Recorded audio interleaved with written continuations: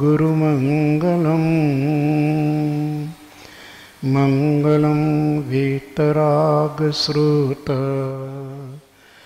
जैनधर्मोऽस्तु मङ्गलं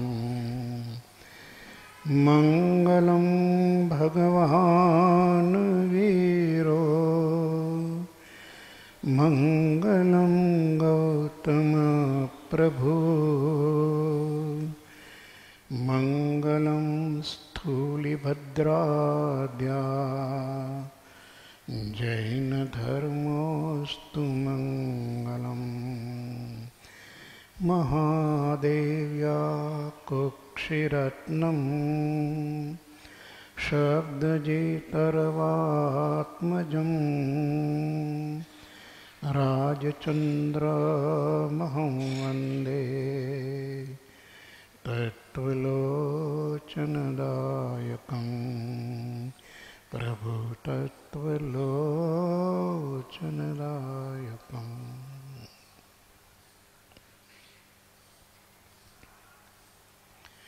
શ્રીમદ રાજચંદ્ર જ્ઞાન મંદિર રાજકોટ, રવિવાર તારીખ 9 નવેમ્બર 2014.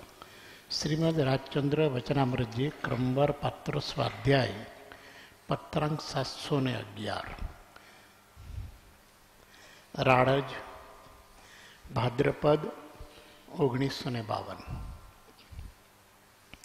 બૌદ્ધ, નૈયાયિક, સાંખ્ય, જૈન અને મીમાંસા એ 5 આસ્તિક દર્શનો એટલે બંધ મોક્ષ આદિ ભાવને સ્વીકારનારા દર્શનો છે.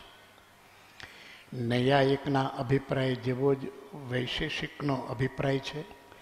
સાંખ્ય જેવો જ યોગનો અભિપ્રાય છે. સહજ ભેદ છે, તેથી તે દર્શન જુદા ગવેષ્યા નથી. પૂર્વ અને ઉત્તર એમ મીમાંસા દર્શનના 2 ભેદ છે. પૂર્વ મીમાંસા અને ઉત્તર મીમાંસામાં વિચારનો ભેદ વિશેષ છે. તથાપિ મીમાંસા શબ્દથી બેયનું ઓળખાણ થાય છે, તેથી અત્રે તે શબ્દથી બેય સમજવા. પૂર્વ મીમાંસાનું જૈમિની અને ઉત્તર મીમાંસાનું વેદાંત એમ નામ પણ પ્રસિદ્ધ છે. પરમ કૃપાળુદેવ સડ દર્શનના પારગામી હતા. જેમ હરિભદ્ર શ્રીશ્વરજી મહારાજાએ એક એવા અદ્ભુત આચાર્ય આપણી પરંપરામાં થયા કે જેમને 6 દર્શનનું તાત્પર્ય પચાવ્યું હતું. સડદર્શન સમુચ્ચય નામનો એક આગમ સમાન ગ્રંથની રચના એમણે કરી, જે કૃપાળુદેવે મહાત્મા ગાંધીજીને એમની ધર્મની મુશ્કેલીમાં મદદરૂપ થવા માટે મોકલાવ્યો હતો. આ સડદર્શન સમુચ્ચયની અંદર તાત્વિક દ્રષ્ટિથી, દાર્શનિક દ્રષ્ટિથી તત્વજ્ઞાનનો સંતુલન અભ્યાસ એ ગ્રંથમાં થયો છે. અને સાચો ગુરુ એ અધ્યાત્મ દર્શનનો પારગામી હોય છે. દરેક દર્શનના તાત્પર્યને એ જાણે. કૃપાળુદેવ પણ નાની ઉંમરની અંદર આગમનો અભ્યાસ કર્યા પછી એમણે 6 દર્શનના ગ્રંથો અવલોક્યા હતા. અને કેટલા પત્રોની અંદર એમનો એ પ્રસંગ આવે છે કે જ્યાં વેદાંતી સાથે મળવાનું થાય, કબીરપંથી સાથે મળવાનું થાય, અન્ય મત સાથે મળવાનું થાય, તો કૃપાળુદેવે એ દર્શન આધારિત માન્યતા શું છે અને એની અંદર આ આધ્યાત્મિક માન્યતાને કેટલી પ્રકારનો સુમેળ છે અને ક્યાં વિરોધ આવે છે એ બહુ સ્પષ્ટ રીતે એમણે જણાવ્યું હતું. એમણે ગીતા ધર્મની અંદર પણ મોરબીના મનસુખભાઈને જણાવ્યું હતું કે ત્યાં પણ કેટલોક વિરોધ છે, પણ તમે અત્યારે એનું વાંચન કરજો, એ આગળની ભૂમિકા ઉપર પકડાશે તમને.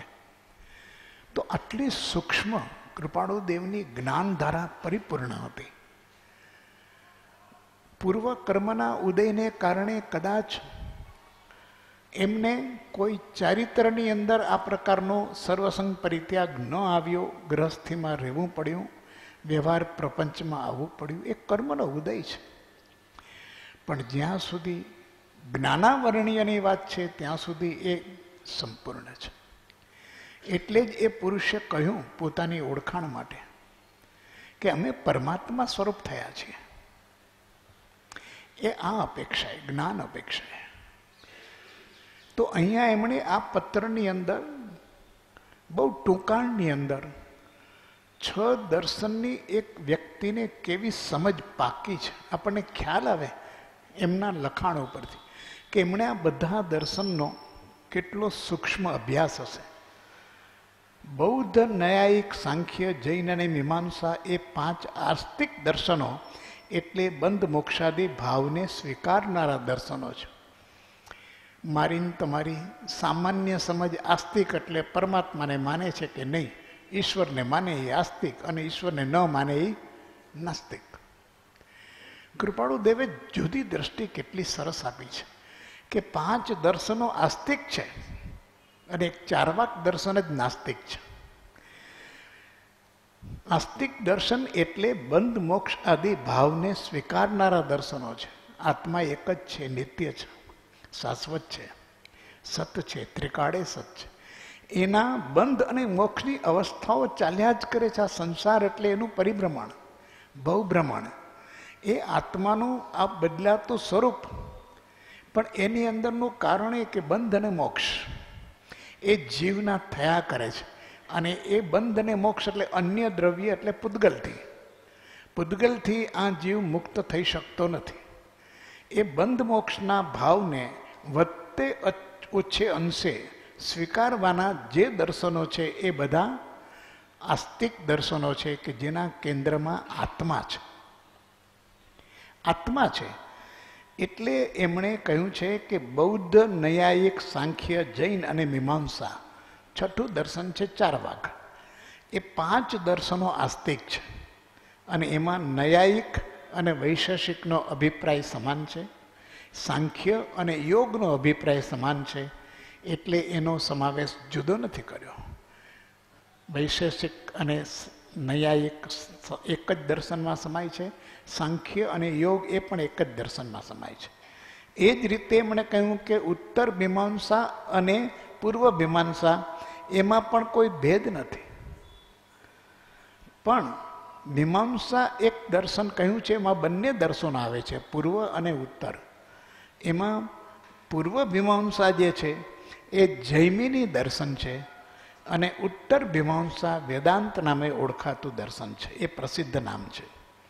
આમ આ રીતે 6 અને 4 10 કહીએ તો એ 10 દર્શનનું અતિ સંક્ષિપ્ત રૂપ, તાત્વિક રૂપ પરમ કૃપાળુ દેવના લક્ષ્યમાં હતું.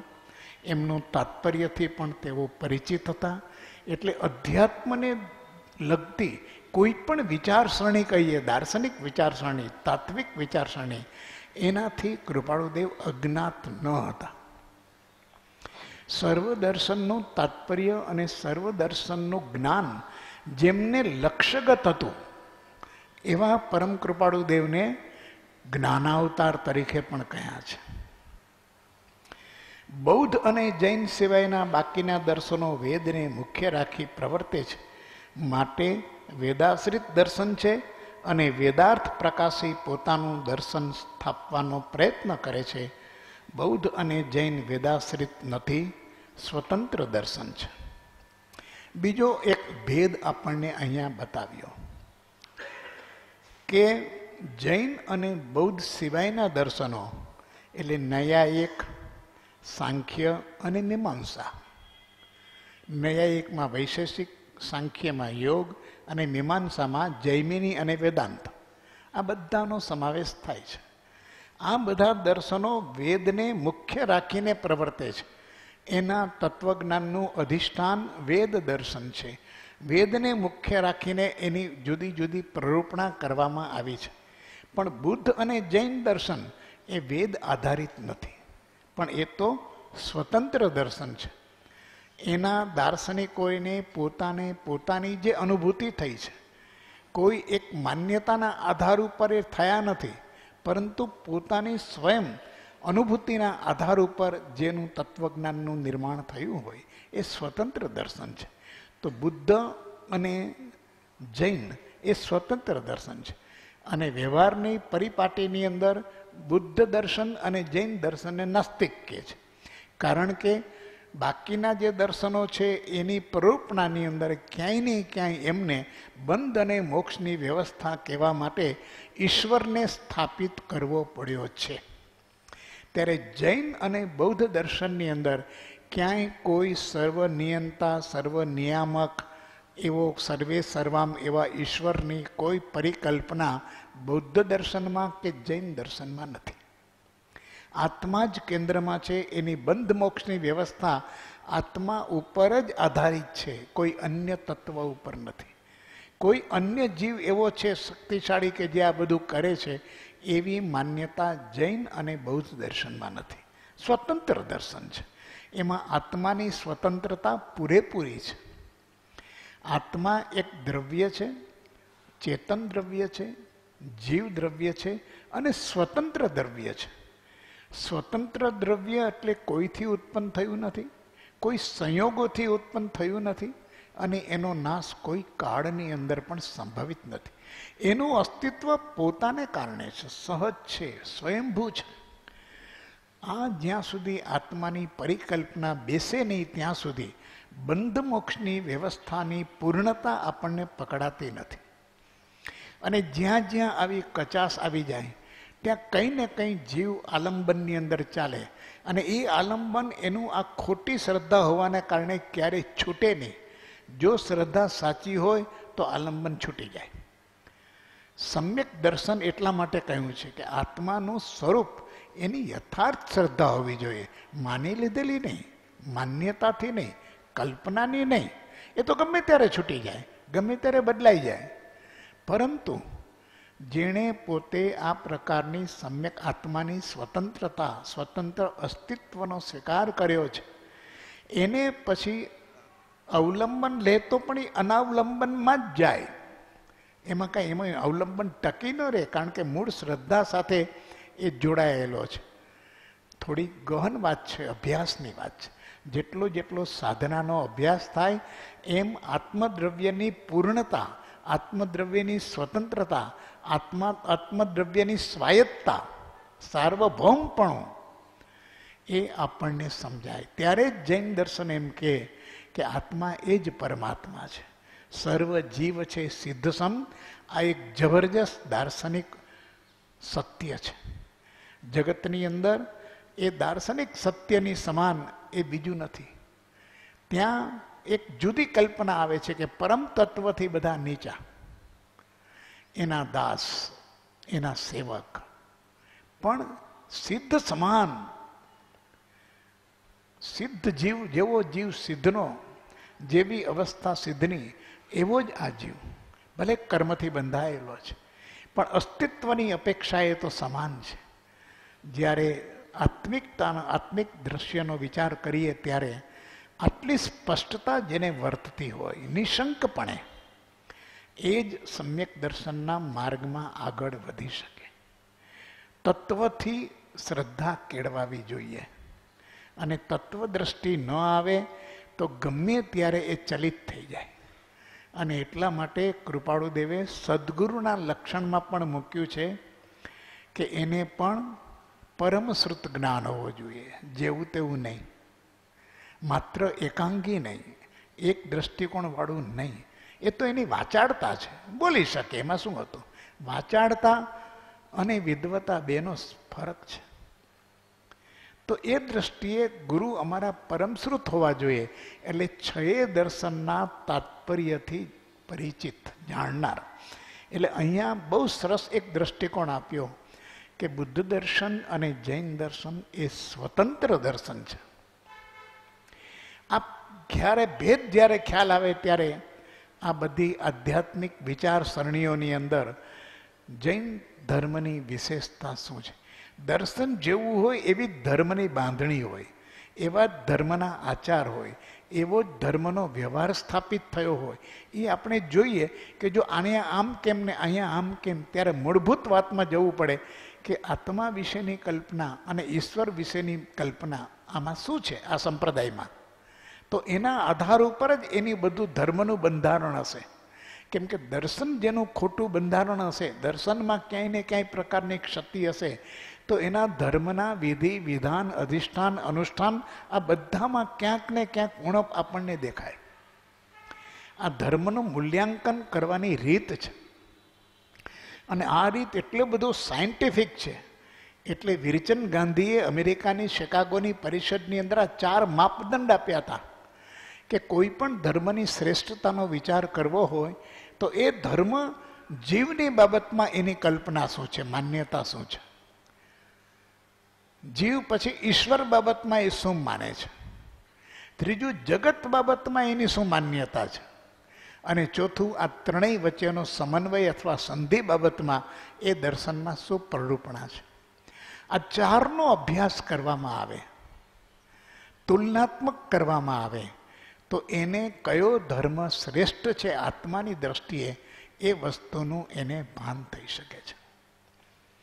જેમ કૃપાળુદેવે અમૂલ્ય તત્વ વિચારની અંદર આત્માની ઓળખાણ કરવા માટેના જેમ 4 સૂત્રો આપ્યા કે કોણ છે, ક્યાંથી એ ઉત્પન્ન થયો છે, એનું ખરું સ્વરૂપ શું છે, અને એને જે વળગણા છે આ કર્મની અને કર્મને કારણે સંસારની ઉપાધિ એ રાખવી કે છોડવી, આનો વિચાર કરવાનો.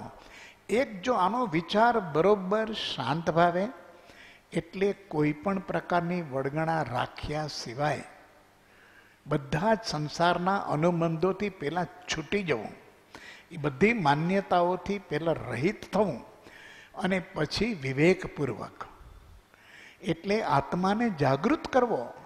જ્ઞાન છે એ હંમેશા વિવેકપૂર્વક એ સાચો જવાબ આપે જ. જ્ઞાન હંમેશા સૂક્ષ્મતાને પકડી લે.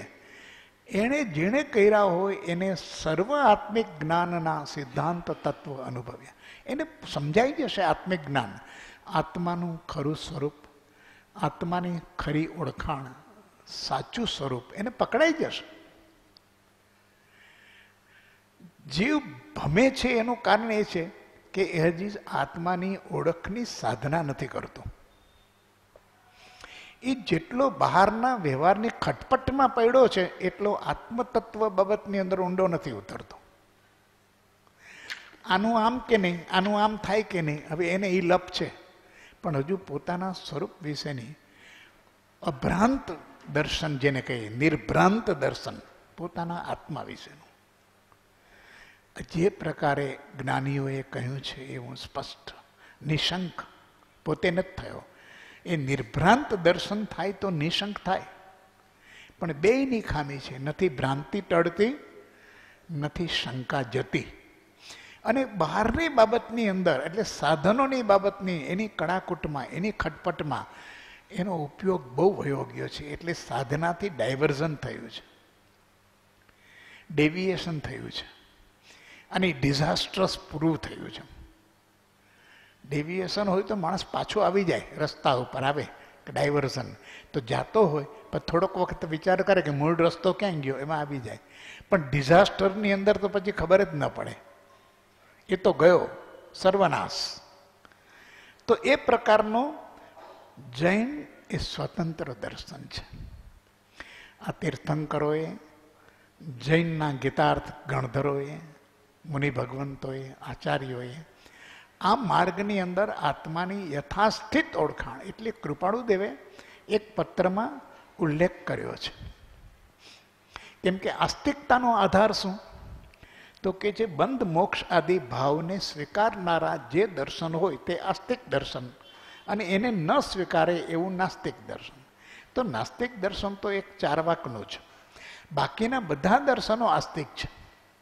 ન્યાયિક, યોગ, સાંખ્ય, મીમાંસા, જૈમિની, વેદાંત બધા આસ્તિક છે. બંધ મોક્ષને સ્વીકારે છે, એને ભવની કલ્પના, ભવ પરિભ્રમણ, જન્મ મરણ આ બધું માન્ય છે.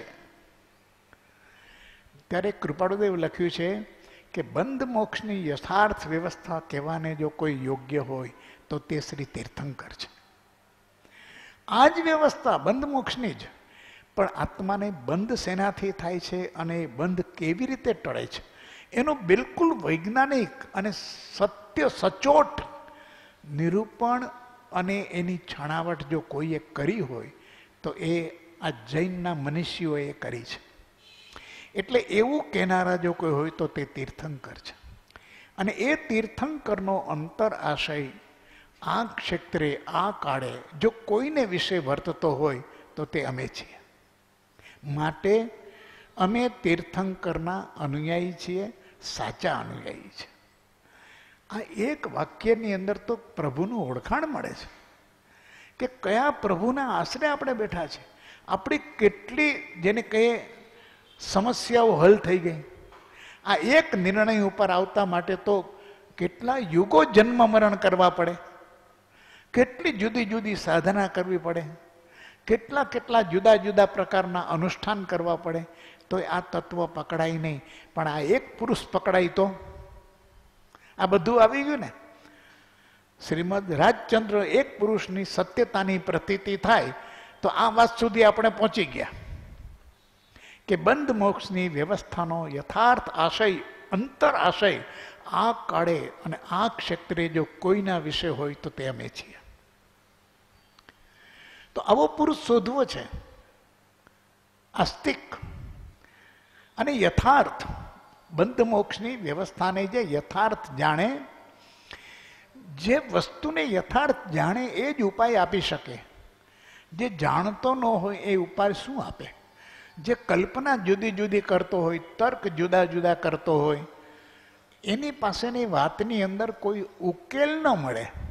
વાત ઘણી ચાલે પણ સમાધાન ન આવે, નિશંકતા ન આવે. કારણ કે એની પાસે પોતાના અનુભવ નથી. જે છે એ બધી શાબ્દિક વાતો છે, ચાલ્યા કરે. શબ્દમાં તો કોઈ માણસ કલાકો સુધી બોલ્યા કરે, કશું વળે નહીં. એ શાબ્દિક એ અનુભૂતિનો પડઘો હોવો જોઈએ, અનુભવનું રૂપાંતર હોવું જોઈએ. પણ એવું હોતું નથી અને જીવની સમજમાં આવતું નથી. કેમ કે જીવ સાંભળે છે પણ ધ્યાનથી સાંભળે છે એવું કહી શકાય નહીં. બહુ મુશ્કેલી છે સાંભળવું અને ધ્યાનપૂર્વક સાંભળવું. તો સાંભળવામાં શરીરની અવસ્થાથી આપણે સાંભળીએ છીએ. આપણી પાસે ઇન્દ્રિયો છે અને બધી ઇન્દ્રિયો પોતપોતાનું કામ કરે છે. બધી ઇન્દ્રિયો પોતપોતાનું. તો કાન પણ કામ કરે છે, સાંભળે છે. પણ ધ્યાનમાં આત્માનો ઉપયોગ છે. આત્માની ઉપસ્થિતિ વિના એ યથાર્થ શ્રવણ થઈ શકે નહીં. કારણ કે એ શબ્દ તો માત્ર માધ્યમ છે. એ શબ્દની અંદર રહેલી તાકાત, એ શબ્દની અંદર રહેલું સત્વ, એ શબ્દની અંદર રહેલું સત્ય, એ એને પરિણત થતું જાય વિચારની અંદર, એના જ્ઞાન દશાની અંદર. તો ત્યારે ધ્યાનથી સાંભળે તો જ. આ તો સાંભળતા સાંભળતા 50 વિકલ્પ કર્યા કરે, પોતાની માન્યતા સાથે મેળવણી કર્યા કરે, એ સાંભળતો નથી. તો અહીંયા આત્માદી પદાર્થને નહીં સ્વીકારते એવું ચાર્વાક નામે 6ઠું દર્શન છે. આ 6 દર્શનની વાત કરી પછી પ્રભુ આપણને દરેક દર્શનનું બહુ સંક્ષિપ્ત, જેને કંઈ સારભૂત તત્વ સમજાવે છે. બૌદ્ધ દર્શનના મુખ્ય 4 ભેદ છે: સૌત્રાંતિક, માધ્યમિક, શૂન્યવાદી અને વિજ્ઞાનવાદી. તે જુદે જુદે પ્રકારે ભાવોની વ્યવસ્થા માને છે. જીવની, ભાવ એટલે જીવની અવસ્થાઓ, પર્યાયવાળી. એ આ 4 ભાગ છે. બુદ્ધ દર્શનમાં પણ એના 4 વિભાગ પડી ગયા છે. આપણો અભ્યાસ નથી એટલે આપણને, અને આપણા દેશની અંદર બૌદ્ધ દર્શનની કોઈ એવો પ્રભાવ નથી. જે કંઈ છે રાજકીય બૌદ્ધ દર્શન તો બહુ ચાલે છે, પણ એ કંઈ બૌદ્ધ દર્શન નથી. એ તો એક પ્રકારની પોલિસી છે, સ્ટ્રેટેજી. સૌત્રાંતિક, માધ્યમિક, શૂન્યવાદી અને વિજ્ઞાનવાદી, આ 4 એનો આપણને પરિચય નથી. એટલે આપણે એના ઉપર વિશેષ વાત નહીં કરીશું. અભ્યાસો પાસેથી કોઈ વાર પ્રસંગ મળે તો સમજવા પ્રયત્ન કરીશું. જૈન દર્શનના સહજ પ્રકારાંતરથી 2 ભેદ છે: દિગંબર અને શ્વેતાંબર. આનાથી આપણે પરિચિત છીએ. બૌદ્ધના 4 ભેદ આપણે પરિચિત નથી.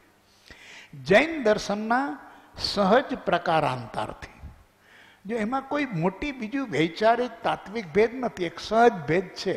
અને એ ભેદ કેવો છે? દિગંબર અને શ્વેતાંબર. પાંચે આસ્તિક દર્શનને જગત અનાદિ અભિમત છે.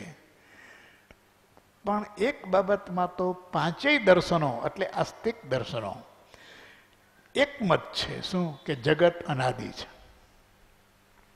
પાંચેય દર્શનોની અંદર સામ્યતા શું છે? તો પાંચેય દર્શનો આત્મા ઉપર આધારિત છે, આત્માના બંધ અને મોક્ષ ઉપર આધારિત છે. એટલે જન્મ મરણ પરિભ્રમણ ભવચક્ર બધું જ બધાને માન્ય છે. અને સંસાર જે છે જીવનો એ અનાદિ છે. જગત છે એ જીવનો સંસાર છે, સાંસારિક ભાવ છે. જીવનો સાંસારિક ભાવ એ જગત છે અને જીવનો મુક્ત ભાવ એ એનો સિદ્ધશીલા મોક્ષ છે. તો મુક્ત ભાવમાં મોક્ષ છે. તો કે છે પાંચે આસ્તિક દર્શનને જગત અનાદિ અભિમત છે. આ એની અંદરનું સાર તત્વ કાઢ્યું કૃપાળુએ કે બધા જ લોકોને આ જગત અનાદિ છે એવું અભિમત છે, માન્યતા છે. બૌદ્ધ, સાંખ્ય, જૈન અને પૂર્વ મીમાંસાને અભિપ્રાયે સૃષ્ટિ કરતા એવો કોઈ ઈશ્વર નથી. એક એક વાત પકડીને ક્યાં ક્યાં કયા દર્શનની અંદર કઈ કઈ પ્રકારની સામ્યતા છે તો કે જે બૌદ્ધ, સાંખ્ય, જૈન અને પૂર્વ મીમાંસા એટલે જૈમિની દર્શન, તો એની અંદર સૃષ્ટિ કરતા એવો કોઈ ઈશ્વર નથી કે આ જગત જેણે બનાવ્યું હોય, આ જગતની કોઈએ રચના કરી હોય અને આ જગત એની ઈચ્છા પ્રમાણે ચાલતું હોય. આવી ઈશ્વરની માન્યતા આ ચાર દર્શનોમાં છે નહીં, અન્ય દર્શનમાં છે. નૈયાયિકને અભિપ્રાયે તટસ્થપણે ઈશ્વર કરતા છે. એક દર્શન નૈયાયિક અને વૈશેષિક, આ બે દર્શનની અંદર સમજાવ્યું કે ઈશ્વર કરતા છે પણ તટસ્થપણે કરતા છે. કોઈને અનુકૂળ કંઈ કામ કરતો નથી પણ એની પોતાની સ્વાભાવિક એનું કર્તૃત્વ છે. એ જગતથી તટસ્થ રહીને બધું કર્યા કરે છે. ભગવાનને જેમ ગમે એ ભગવાન કરે, મારી મરજી. એમ ભગવાન પણ ઈશ્વર એક એવો છે કે જેની પોતાની મરજી છે. વેદાંતને અભિપ્રાયે આત્માને વિશે જગત વિવર્તરૂપ એટલે કલ્પિતપણે ભાસે છે અને તે રીતે ઈશ્વર કલ્પિતપણે કરતા સ્વીકાર્યો છે. જ્યારે વેદાંતના અભિપ્રાયથી આત્માને વિશે જગત વિવર્તરૂપ એટલે જગત જે વિવિધ પ્રકારના રૂપ ધારણ કરે છે, પરિવર્તનો થયા કરે છે, આ વિવર્તના થાય છે, એ જે છે એના ઉપર એણે ઈશ્વર આવું બધું કરે છે એવું એણે કલ્પિત રીતે પણ ઈશ્વરને કરતા સ્વીકાર્યો છે. યોગને અભિપ્રાયે નિયંતાપણે ઈશ્વર પુરુષ વિશેષ છે. યોગ અને સાંખ્ય દર્શન એના અભિપ્રાયથી ઈશ્વર કેવો છે તો કે નિયંતા છે આ જગતનો. એણે જે પ્રકારે નિયંત્રણ કરવું, જેમ એક શહેરનો કોઈ કલેક્ટર હોય તો કલેક્ટર શું છે તો કે કરતા હરતા અને સમાહર્તા, એટલે પછી શબ્દો આવ્યો સમાહર્તા. એટલે ઓલ પોતાના ક્ષેત્રનો એ રાજા છે. સરકાર એટલે શું તો એ જે કલેક્ટરની પોઝિશન છે, રાજ્યનો મુખ્ય સચિવ એટલે સરકાર. આ બાકીના તો બધા બદલાતા રહે, ચૂંટાઈને કાલ વયા જાય, એનાથી નથી ચાલતું. શાસનને ચલાવવા માટે થઈને એના આધારભૂત તત્વો છે. તો કલેક્ટર એ મિનિમમ યુનિટ છે કે એને બધા જ કાયદાની પાવર્સ એની પાસે છે. He can do and undo both. તો એવું અહીંયા કહ્યું છે કે સાંખ્યને વિશે ઈશ્વરને નિયંતા માન્યો છે. એની ઈચ્છા વિના પાંદડું પણ હાલી શકતું નથી. બસ ઈશ્વર જેમ કરાવે એમ જ બધું થાય. આવી માન્યતાથી આખું દર્શન આધારિત છે. એટલે એ દર્શનની અંદર એની અંદર રહેલા જીવો, એને જેની વિકાસ થયો છે એ બધાની અંદર એક જ માને કે જે કાંઈ થાય છે તે ઈશ્વરના કારણે થાય છે, બાકી કંઈ નહીં. એટલે એને નિયંતા નિયામક, આખી સૃષ્ટિના જળ ચેતન સૃષ્ટિનું નિયંત્રણ એના હાથમાં છે. ઇઝ ધ મોનાર્ક, એનો સ્વામી છે અને એ રીતે પુરુષ વિશેષ છે. બૌદ્ધના અભિપ્રાયે ત્રિકાળ અને વસ્તુ સ્વરૂપ આત્મા નથી, ક્ષણિક છે. બૌદ્ધ દર્શનની વાત મૂકે છે કે આત્માને એ વસ્તુ સ્વરૂપ આત્મા છે, અસ્તિત્વના રૂપમાં આત્મા છે, એમ બૌદ્ધ દર્શનની માન્યતા નથી. ત્રિકાળ જો વસ્તુ સ્વરૂપ હોય તો ત્રિકાળ છે. જે ત્રણેય કાળ જે છે, જેનું હોવાપણું છે, જેમાં કોઈ દિવસ કોઈનો નાશ ન થાય, ન બદલ થાય, એવી અસ્તિત્વવાળી વસ્તુ સત છે. એ સતની અંદર બૌદ્ધ દર્શન માનતું નથી.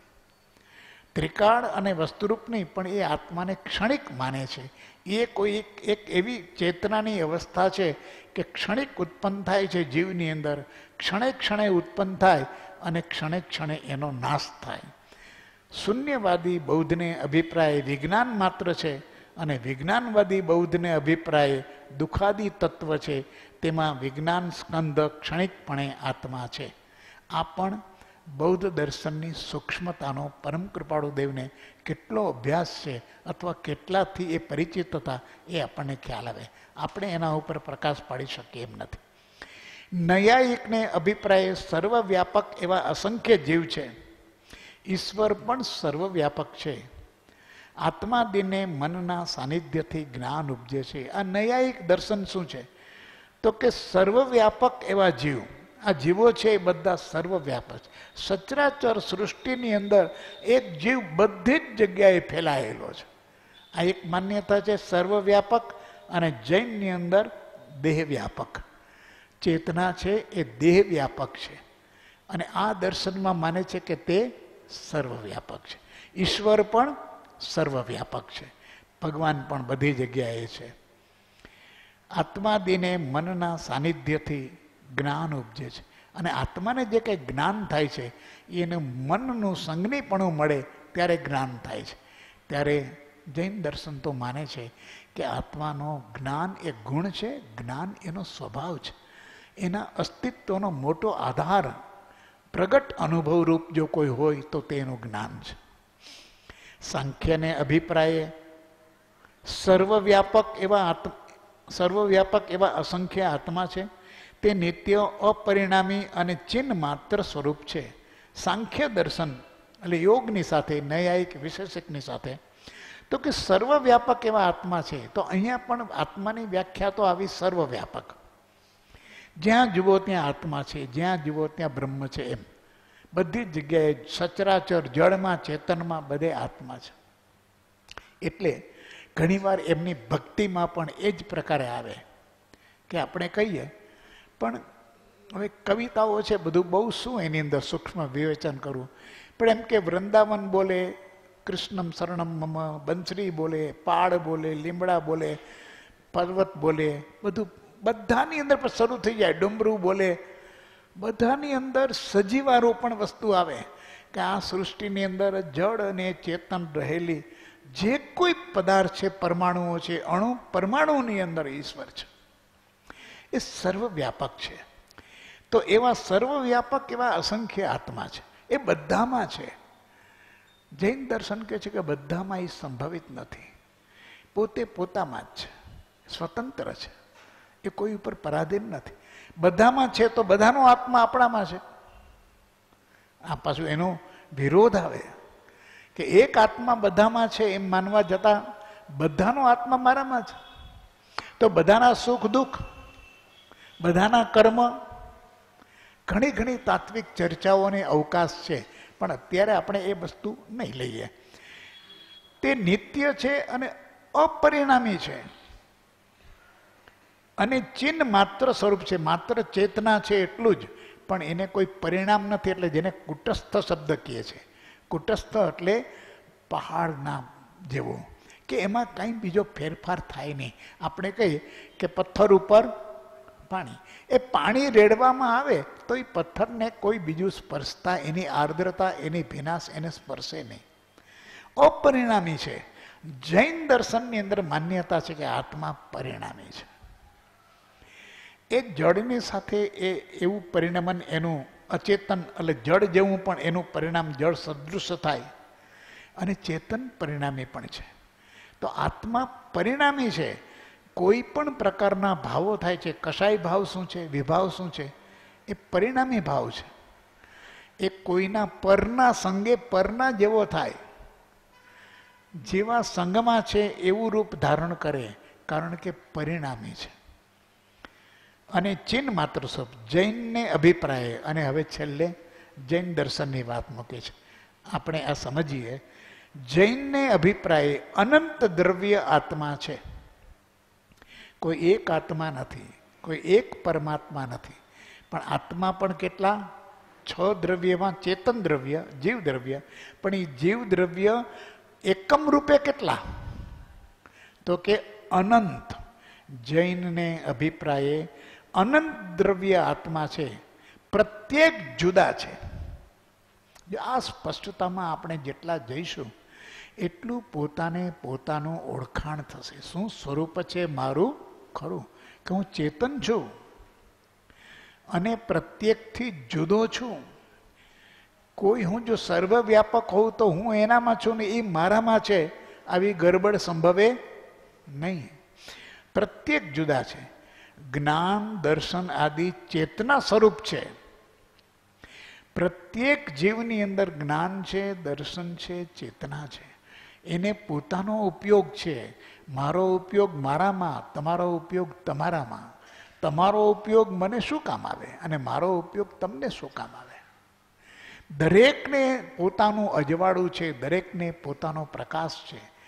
જ્ઞાન છે એ પ્રકાશ સ્વરૂપ છે. તો જીવ હંમેશા પ્રકાશમય છે. જીવ હંમેશા જીવંત દીપકની સાથે એનો સંબંધ છે. એક જે પ્રતીક ભારત વર્ષની અંદર જગતમાં ક્યાંય નથી. આવું પ્રતીક દીવા જેવું એક આધ્યાત્મિક પ્રતીક માંગલિક માન્યું છે. એ દીવાની અંદર એ જીવની સદૃશ્યતા એની અંદર પ્રગટ થાય છે. તો કેટલા ગમે તે પરંપરા આવે પણ ત્યાં દરેક એમ કે દીવો કરો. એની અંદર આખું જ્ઞાન પ્રગટ થાય છે અને અંધકાર દૂર થાય છે. તો આ પ્રકારનો આત્માને એ દીપક છે, એટલે એ પરપ્રકાશક છે.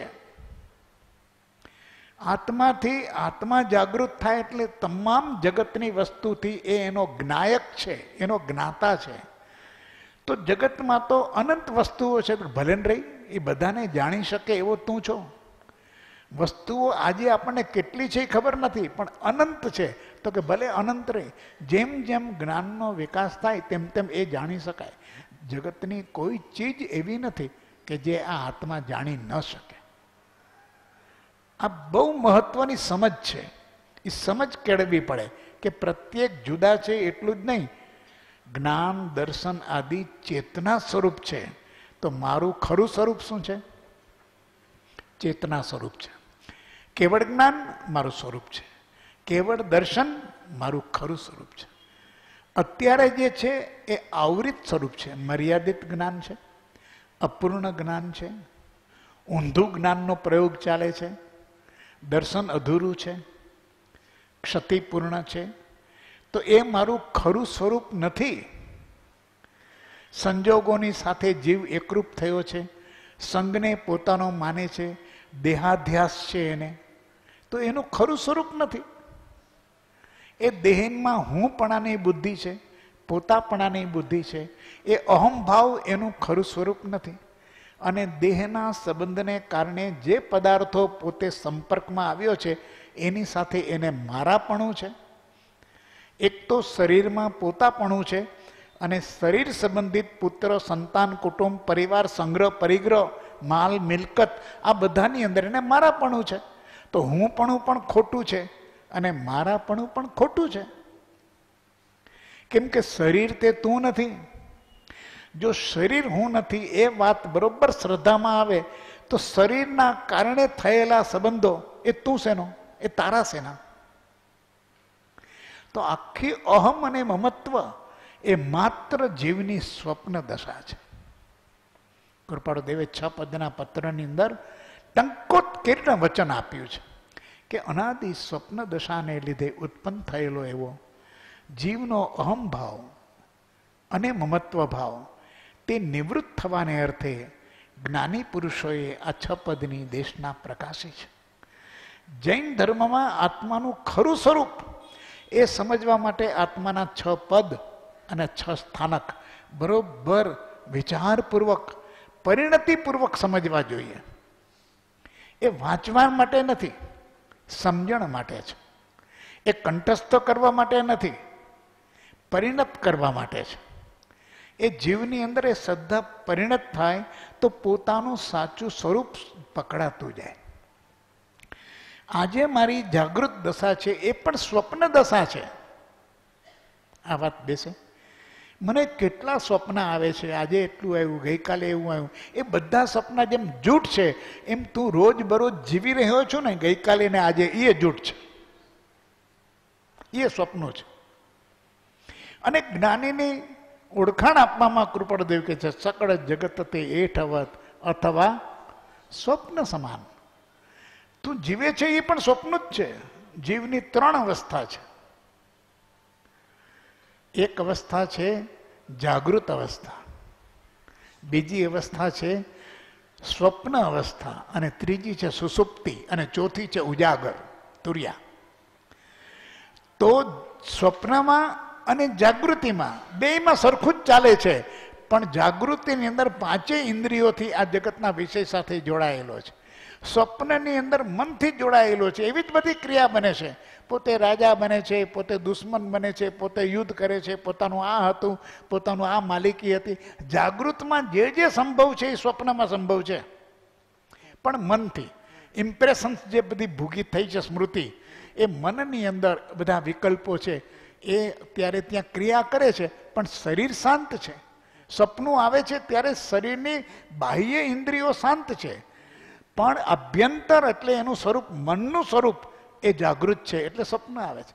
પણ જ્યારે એ સ્વરૂપ પણ જાય છે ત્યારે જીવ સુષુપ્તિમાં ગાઢ નિંદ્રામાં પડે છે. અને ગાઢ નિંદ્રાની અંદર એને એક પણ પ્રસંગ કે એક ઘટનાનું સ્મરણ નથી. કેવલ એટલું જ કે હું તો સૂઈ ગયો, એવી ઊંઘ આવી, એવો આનંદ આવી ગયો, એટલી શાંતિ છે, આમ થાક ઉતરી ગયો, ફ્રેશ થઈ ગયો, રિફ્રેશ થઈ ગયો. શેનાથી થયો?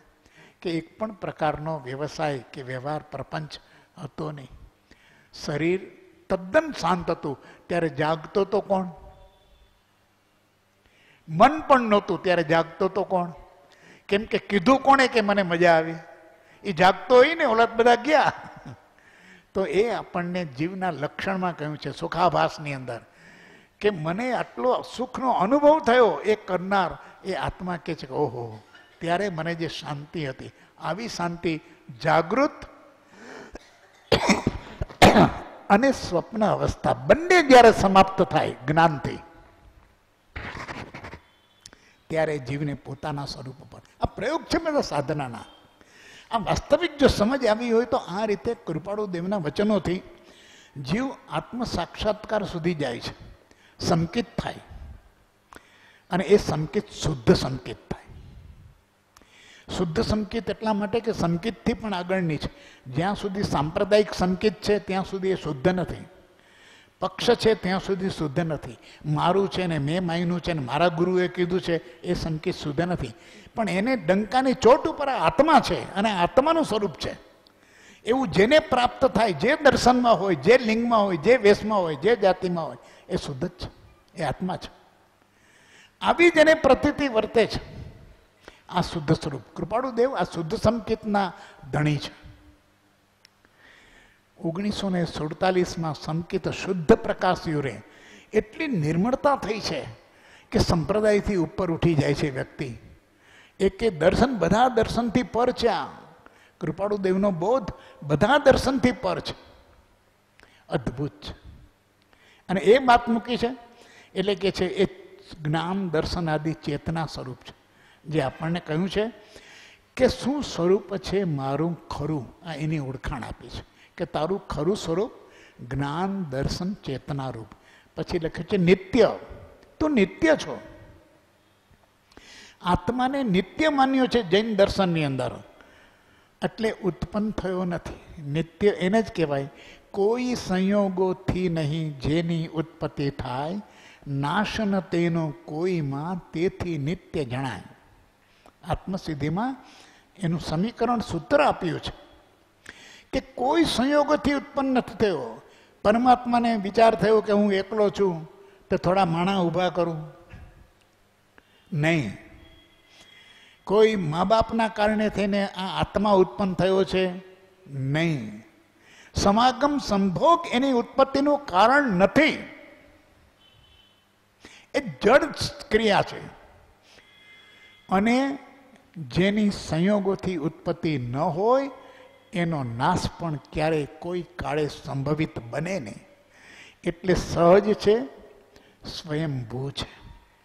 એનું અસ્તિત્વ એ પોતાની રીતે જ પોતાનું અસ્તિત્વ છે. કોઈનું એ આશ્રિત પણ નથી, કોઈથી આધારિત પણ નથી. આત્માની સમજ બહુ સ્પષ્ટ થવી જોઈએ. ક્લેરિટી ઓફ કન્સેપ્ટ એ નહીં હોય ત્યાં સુધી કમિટમેન્ટ નહીં આવે, ક્યારેય નહીં આવે. એ આત્માની વાત કરી વાત જુદી છે, વાચાડતા છે. કૃપાળુદેવે કહ્યું બાકી વાચા જ્ઞાન, આવા વાચા જ્ઞાનવાળા તો જ્ઞાનીઓના ઢગલે ઢગલા છે, જ્યાં જાઓ ત્યાં મળશે. પણ અનુભૂતિવાળા, તત્વની દ્રષ્ટિવાળા, સાચી સમજવાળા કે ખરું સ્વરૂપ એનું શું છે, પદ અને સંપ્રદાયથી પર, બધાથી પર, પોતે પોતે સ્વયં એક એકમ છે. અને એ એકમ એવું કે આ આત્મા, મુક્ત આત્મા જેટલો જ સશક્ત છે એટલો જ પ્રાણવાન છે. આવી એની શ્રદ્ધાથી એ જીવ હોય એવા ઓછા મળશે. તો કે છે અને નિત્ય અને પરિણામી આ આત્મા છે એ પરિણામી છે. જેવા જેવા ભાવ સાથે પરિણામ કરે એવું એનું સ્વરૂપ, એવી એની પર્યાય બંધાય. કર્મ બંધાય એટલે શું? પર્યાય. આપણે આયુષ્ય બાંધીએ છીએ, શું બાંધીએ છીએ?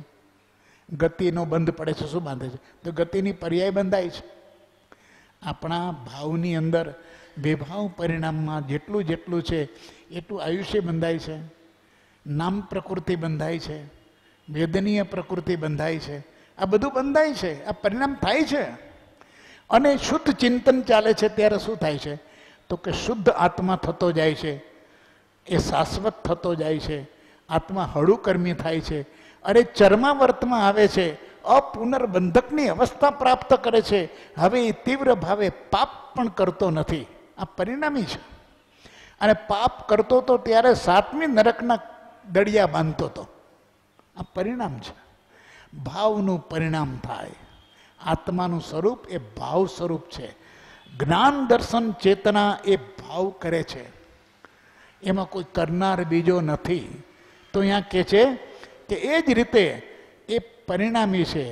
પ્રત્યેક આત્મા અસંખ્યાત પ્રદેશી સ્વ શરીરાવગાહવર્તી માન્યો છે. પ્રત્યેક આત્મા એ કોઈ પણ નિગોદનો જીવ હોય, એકેન્દ્રિયનો હોય, વિકલાંગ હોય, પંચેન્દ્રિય હોય, મનુષ્ય ગતિનો હોય, દેવ ગતિનો હોય, નારકી ગતિમાં હોય, તિર્યંચમાં હોય, કોઈ પણ અવસ્થામાં હોય, એ અસંખ્યાત પ્રદેશી છે. એનો એક પણ પ્રદેશ ક્યારેય ઓછો થતો નથી, ગુમાતો નથી, ઘસાતો નથી, ભૂલાતો નથી.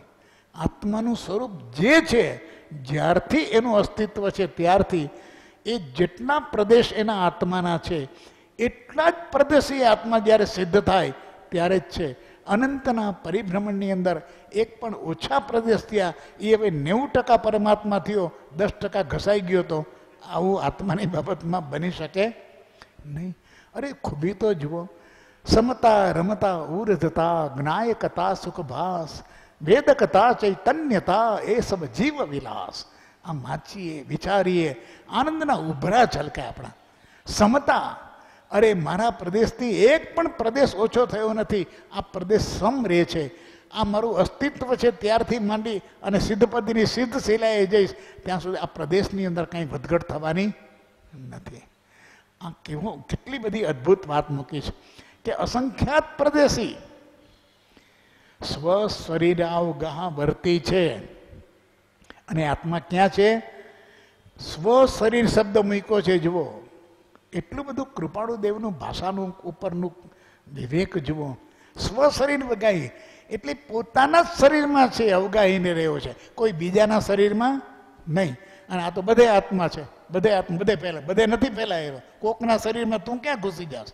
તો તારા શરીરમાં કોક ઘૂસી જાય તો તને જોડ વેડગું તો પાછા ભૂવા ભારાડીને બોલાવવા પડશે, જો આવી માન્યતા તારી દાર્શનિક હોય.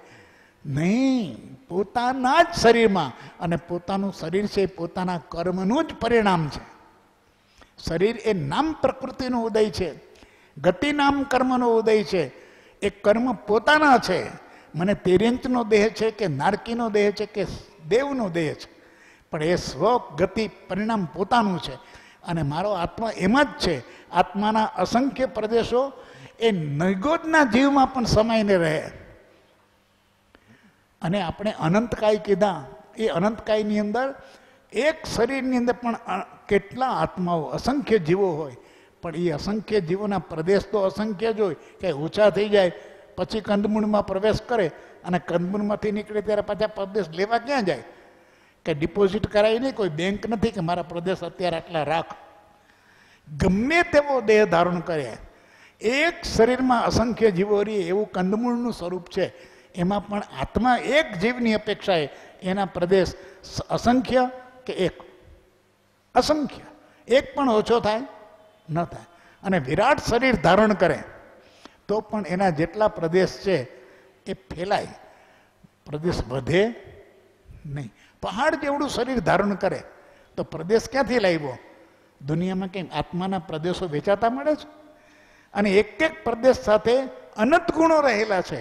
કોઈ પ્રદેશ એવો નથી કે જેમાં આ ગુણ હોય ને આ ન હોય. શરીર બાબતમાં આપણે બોલીએ એટલે આપણે બોલીએ કે આ બધું માથામાં મગજ કામ કરે છે, પગ કામ કરતા નથી. મૂર્ખ એ જડની તું વાત કરસ, આત્માની નહીં. આત્મામાં તો પગમાં કાંટો વાગે ત્યારે પગના જડના પરમાણુ તને નથી કહેતા કાંટો વાગ્યો. તારા જ્ઞાન તંતુ કહે છે તને કાંટો વાગ્યો. તારું જ્ઞાન તો પ્રદેશ વ્યાપી છે. કોઈ જગ્યા એવી નથી કે જ્યાં જ્ઞાનનો પરિચય તને ન થાય, અનુભવ ન થાય. એટલી સરસ સમજણ નાની નાની વાતમાં એવી આપી છે. આ બધા અદ્ભુત તત્વો છે. ઘણીવાર કૃપાળુદેવના સાદા વાક્યોમાંથી જે રહસ્ય મળે છે પરમાર્થ માર્ગનું, એ બહુ અભ્યાસ કરીએ છીએ ગ્રંથનો, પણ પકડાતું નથી. એવું આવતું નથી ક્યાંયથી.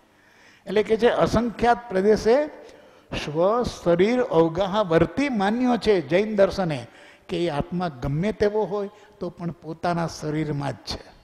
ગમે તેટલો મહાન છે તોય પોતાના શરીરમાં છે. અને ગમે તેવો નિકૃષ્ટ અવસ્થાને પામ્યો છે તો પણ પોતાના શરીર. પોતાના શરીરની બહાર ક્યાંય આત્મા છે નહીં. હવે મારે મારા આત્માનું ધ્યાન કરવું છે, ક્યાં કરવું? મારે મારા આત્માનું કલ્યાણ કરવું છે, એનું ક્ષેત્ર ક્યાં? સમગ્ર સાધનાનું ક્ષેત્ર એ પોતાનું શરીર છે. એટલે કહ્યું સાધના સ્વરૂપ અંતર્મુખી છે. ઇન્દ્રિયો છે એ શરીરનો ભાગ છે, એને જગત સાથે સંબંધ છે. તો ઇન્દ્રિયોના વેપારથી તારે સાધના કરવી હોય તો જગતની સાથે કર, પણ સ્વરૂપ સાથે સાધના કરવી હોય તો અંતર્મુખતા ઇન્દ્રિયોના બધા વેપારને શાંત કર, મનના વેપારને પણ શાંત કર. એ પણ એક આભ્યંતર ઇન્દ્રિય છે, એમાંથી પણ ઉપયોગને ખસેડી લે. અમનસ્ક અવસ્થા અથવા ઉન્મનીપણું પ્રાપ્ત થાય ત્યારે જ સ્વરૂપ સાથે ઉપયોગની એકાકારતા થશે. તો સાધના અંતર્મુખી જ હોય. કારણ કે આત્મા સ્વ શરીર ઓગાઈ છે. આત્મા જેનું કલ્યાણ કરવું છે, જેની મુક્તિ મેળવવી છે, જેને પામવો છે, એ શરીરની બહાર નથી. એટલે દોડાદોડ બીજી કરવા કરતા એણે પોતાનું સમગ્ર ઉપયોગની ધારાને પોતાના સ્વરૂપ સાથે, અને પોતાના સ્વરૂપના પ્રદેશો પોતાનું શરીર છોડીને બહાર ક્યાંય નથી. આટલી વાત એની સમજમાં આવે તો આખું સાધનાનો માર્ગ દ્રષ્ટિ બદલાઈ જાય. અંતર્મુખ થાય, જીવ અંતર્મુખ થાય. બહારથી જેટલો પાછો વળે એટલો એનો વ્યાપાર સંક્ષિપ્ત થાય, વિભાવો ઓછા થાય, કસાયો ઓછા થાય. આપણે કોઈ સાથે પનારો ન હોય તો કસાય ક્યાં થાય? પણ આપણે પથરાતા જઈએ છીએ, ફેલાતા જઈએ છીએ, એટલે રોજ રોજ નવા ઉંબાડિયા હળકતા જાય છે. અને પછી કહે છે કે હે ભગવાન, આ સંસારનો અંત ક્યારે આવશે? ભગવાન બિચારો કે તું તારા સામે જો, ફેલાવો કોણે કર્યો? મેં કર્યો, તે કર્યો. ચાલ્યા કરે છે. પૂર્વ મીમાંસાને અભિપ્રાય જીવ અસંખ્ય છે, ચેતન છે. ઉત્તર મીમાંસાને અભિપ્રાય એક જ આત્મા સર્વવ્યાપક અને સચ્ચિદાનંદમય ત્રિકાળા બાધ્ય છે. અહીંયા પણ એને સર્વવ્યાપક શબ્દ ઉત્તર મીમાંસામાં આવે છે, એટલે વેદાંતની અંદર આ બધી વસ્તુ અત્યારે એને આત્માના આ દર્શનોનું સંક્ષિપ્ત સ્વરૂપ આપ્યું છે. એક એકની અંદર ખૂબ વિચારણા, એટલો અભ્યાસ, એટલો આપણો જ્ઞાનનો ક્ષયોપશમ અને એટલો મોહનીયનો ક્ષયોપશમ. ઘણીવાર લોકોના મગજની અંદર એ સમજમાં બેસતું નથી કે જીવનો જે કંઈ કલ્યાણ છે જ્ઞાનીય જ્ઞાનનો ક્ષયોપશમ તો હોય, એથી કરીને વિદ્વાન થવાય, ગ્રંથ વંચાય, પણ જ્ઞાની ન થવાય. આત્મકલ્યાણ એથી ન થાય જો મોહનીયનો ક્ષયોપશમ ન હોય તો જીવને ભણાવનાર, યશોવિજયજી મહારાજને ભણાવનાર કાશીનો બ્રાહ્મણ હતા ભટ્ટારક. યશોવિજયજીને મોહનીયનો ક્ષયોપશમ હતો તો એ કલ્યાણ, એ જ્ઞાન થયું, પણ એ જ્ઞાનનો આપનાર હતો એને કંઈ કલ્યાણનું કારણ બને નહીં, કારણ કે એને જ્ઞાનનો ક્ષયોપશમ છે, મોહનીયનો ક્ષયોપશમ નથી. તો જીવે શું કરવું જોઈએ? શું મોહનીયનો ક્ષયોપશમ કરવો જોઈએ. જેનો મોહનીયનો ક્ષયોપશમ હોય એને જ્ઞાન એક શબ્દ પણ ગુરુ પાસેથી મળે તો બસ છે. એટલે રુસ્તુસ મુનિની એક સરસ મજાની આપણી કથા આગમમાં છે કે એને મોહનીયનો ક્ષયોપશમ કરી નાખ્યો કે આ બધું પર છે, હું બધાથી જ ભિન્ન છું. જેને આટલો ક્ષયોપશમ આવી ગયો, અને કૃપાળુદેવે એને સંકેતનું સ્વરૂપ કીધું કે જાણ્યો સર્વેથી ભિન્ન અસંગ. હવે એમ કે તું શેનાથી ભિન્ન છું, બોલ એક એક પછી એક એક. તારો જ્ઞાનનો ક્ષયોપશમ માપવાનો છે અહીંયા. એને મોહનીયના ક્ષયોપશમથી કહ્યું કે આત્મા સિવાય આ આત્મભાવ છે અને આ અન્ય ભાવ છે. તો આત્મા સિવાયનું અનાત્મા જે છે એ ગણતરી તું કર ને તારું કમ્પ્યુટર કરે, મારે એની હારે કંઈ સંબંધ નથી, હું તો ભિન્ન છું. બીજું, જેટલી બધી વસ્તુ છે મારે કાંઈ કામની નથી, હું મારામાં પૂર્ણ છું, અસંગ છું. કહ્યું ભગવંતે દર્શન તેહને રે, જેનું બીજું નામ સંકિત. આ સંકિતની ઓળખ છે, મોહનીયનો ક્ષયોપશમ છે. જગતના એક પણ પદાર્થમાં પોતાપણાની બુદ્ધિ નથી, સુખની બુદ્ધિ નથી, મારાપણાનો ભાવ નથી, મમત્વ નથી. આવી જે અવસ્થા છે જીવની, મોહનીયનો અભાવ, આ જીવના કલ્યાણનું કારણ છે, આ જીવની મુક્તિનું કારણ છે. એટલે કૃપાળુદેવે એક સરસ શબ્દ પ્રયોગ વાપર્યો છે કે મોહનીયનો ક્ષય થયે કેવળ જ્ઞાન પ્રગટે છે. કેવળ જ્ઞાન કેટલા ગ્રંથ વાંચવાથી થાય, કેટલી પરીક્ષાઓ આપવાથી થાય? તો કે એક કઈ ગમે એટલા કર, અનંત કર, તો પણ તને કેવળ જ્ઞાન થાય નહીં. પણ રાગદ્વેષ ગયે આત્મા જે સ્થળે જે જગ્યાએ હોય ત્યાં એને કેવળ જ્ઞાન થાય. મોહનીયનો ક્ષય થાય. રાગદ્વેષ કસાય પ્રકૃતિ મોહનીયની છે. આપણો સ્વાધ્યાય થાય ને કસાય ન ઘટે તો તારો જ્ઞાન ક્ષયોપશમ ઘણો સરસ, પણ મોહનીયમાં તું છેલ્લો નંબર છો. બહુ જ એટલું સૂક્ષ્મ ચિંતન આપે છે, કારણ કે ત્યાં લક્ષ્ય બંધાવે છે કે તારું ખરું સ્વરૂપ શું છે. તો ખરું સ્વરૂપ આ જ્ઞાન દર્શન ચેતના રૂપ છે.